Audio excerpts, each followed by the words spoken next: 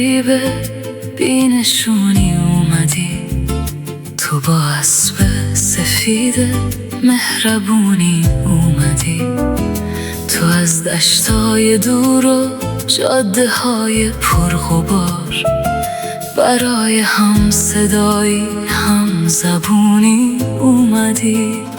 Uzaklardan geldin, tozlu yollardan, baharı getirdin bana kışlardan. Yalnızlık bitti sen gelince, tanıdık yabancı tut ellerimden.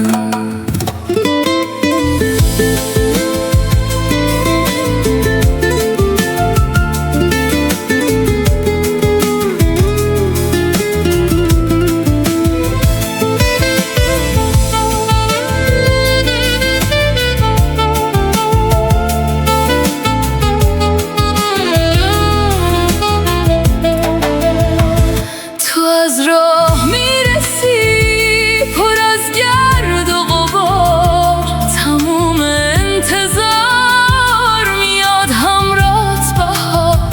چه خوبه دیدنت، چه خوبه موندنت، چه خوبه پاک کنم غبارو از تنت.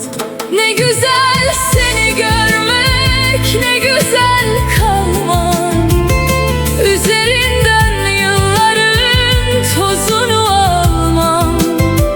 Bir masal şehrine götür beni, bırakma ellerimi, sarıl bana.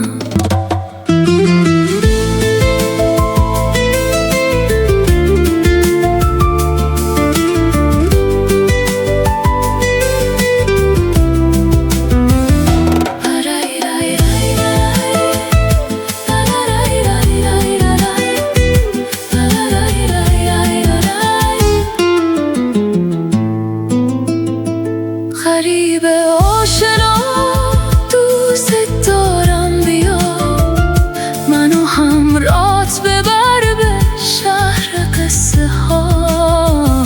بگیر دست منو تو اون دستات، چه خوب سقفمون یکی باشه با هم، بمونم منتظر تا